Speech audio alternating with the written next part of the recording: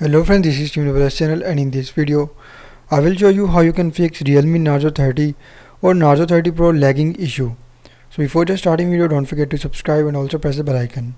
So if you're facing lagging issue in Realme Narzo 30 or Narzo 30 Pro, so simply first of all you just need to clear 30 to 40% of your mobile storage and just follow every single step as I'm showing you in this video to fix lagging problem in Realme Narzo 30 or Narzo 30 Pro.